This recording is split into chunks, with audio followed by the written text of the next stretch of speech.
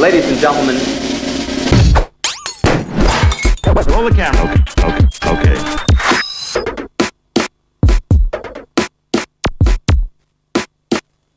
Good evening, ladies and gentlemen. Kia ora and welcome to Mohaka News. I'm Saffron Hawkins. And I'm Toby. In today's story, a new crime wave is sweeping the country in the form of woolen graffiti. Scientists have invented an invisibility cloak. We helped them find it, and the latest in weather around the country. But first, a story that will turn your world upside down. If you think the world is getting more and more topsy-turvy, it turns out you're right. Builders in Germany have built an upside-down house, and before you think they may have read the plans upside down, they did it on purpose. The wacky abode was built as a tourist attraction, as well as being a comment on the state of the world. The house is 23 feet tall and rests on its roof, and has steel beams in the attic. Inside the house there are beds screwed into the ceiling, upside-down wardrobes, and an upside-down kitchen, and even an upturned bathroom. Though it's not known if anyone has tried to have a bath in it or go to the toilet, normally a house like this would take 3 weeks to build, but this one took over 4 months.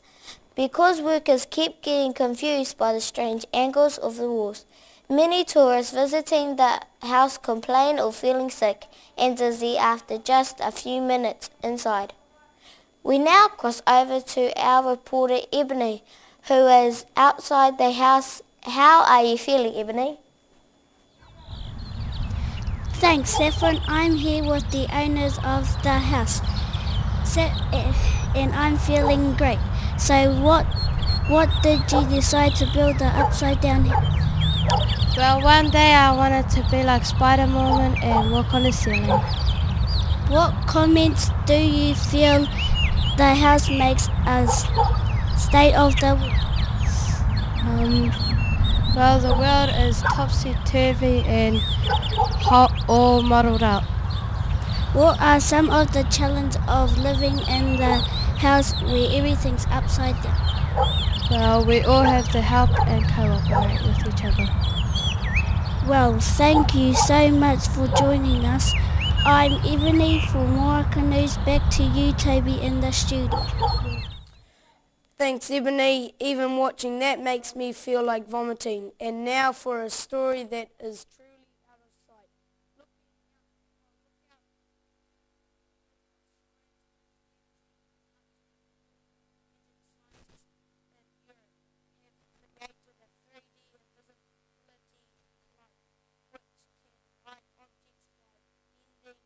Light waves. It has been found that light can be controlled using special tiny crystals that makes objects disappear. So far made small objects such as coins disappear, but hope that it won't be long before they are hiding cars, planes and even people. People have always dreamed of making themselves invisible. On top, scientists say the possibilities are endless, and we are very excited. However, science inventing the invisibility cloak, the scientists have been having trouble finding it. As soon as we put it down somewhere, it just disappears. The inventor of the cloak said it appears they are having trouble finding other things to like their lunch, which they think may be underneath the cloak. What will this invention actually be used for? Hoping to see through the reasons behind the invisibility cloak, here is our on the spot reporter Jordan with more of the story. Hello, I'm Jacob, and with me is Jordan, one of the scientists behind the invisibility cloak. Hi Jordan, and thanks for joining us today. What made you want to invent an invisibility cloak? So we can rob the bank. Can you show me how the invisibility cloak works?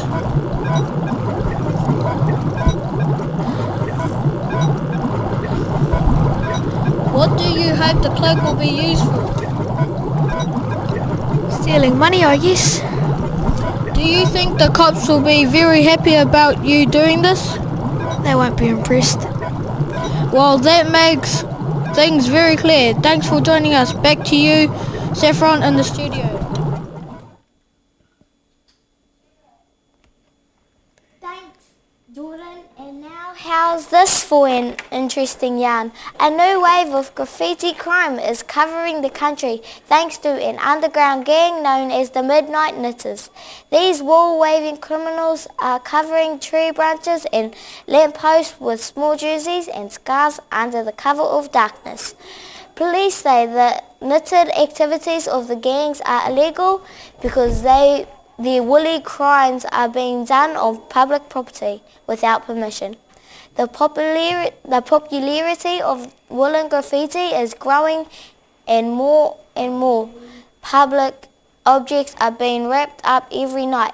But the problem is growing, police say, and warn that if the Midnight Knitters aren't caught soon, every tree, lamppost and traffic light in the country will be warmly dressed against the cold. The problem is spinning out of control. They are close to knit group of dyed-in-the-wool criminals which are stitching together a case, but it is not seamless. There is no real pattern to the crimes. A police spokesman said today. So far, the criminal knitters have escaped arrest and continue to pull wool over the eyes of both the public and the police. Now back to our reporter Ebony, who is on the streets with one of the Midnight Knitters gang. Thanks, Saffron. I'm Ebony, and joining me today is the top secret location is a member of the Midnight Knitting Gang. Hello, Ruby, and thank you for joining us.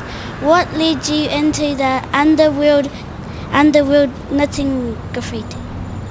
Well, when I was young, my grandmother, she taught me how to knit. So one day, me and my friends, we decided to go share it with the world. Do you see yourself as a criminal? No, Why not? because I don't see myself in jail yet. Apart from trees, lampposts, traffic lights, and what else would you like to graffiti with your woolness? I would like to make one big sock for the beehive. Thank you for your time, Ruby, for the Midnight Knitting Gang, where we now go over to Keone with the weather update.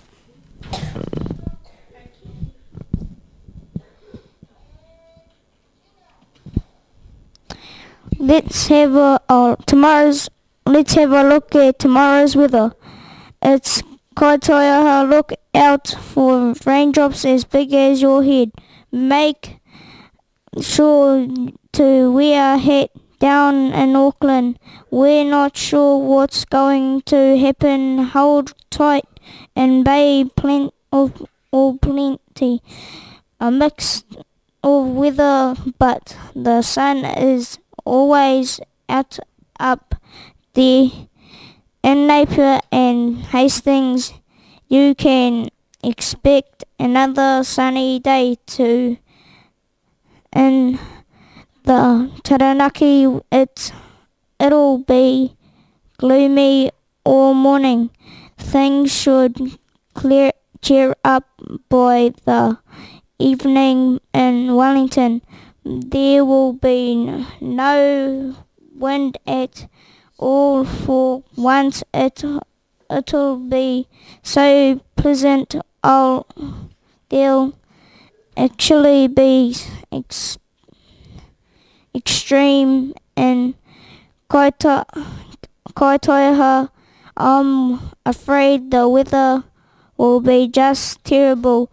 A real mix for Christchurch, which will have some rain, some wind and lots of snow, and we expect a frosty morning, but the sun will pop over for a visit late on joining Link.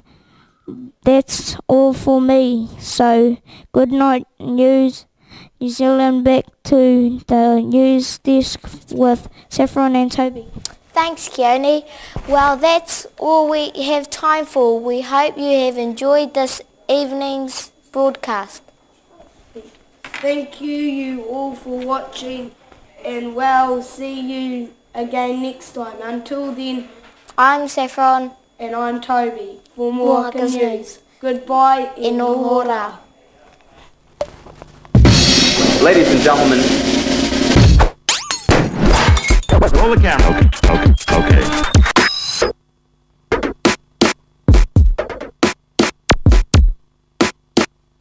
Good evening, ladies and gentlemen. Tonight we are featuring an interview with a very peculiar-looking gentleman. Scene 1, take 1.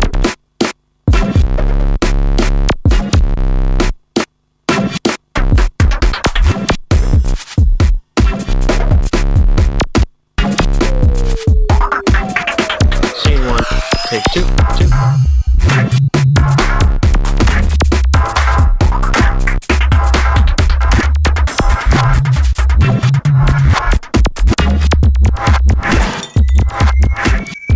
Take 2.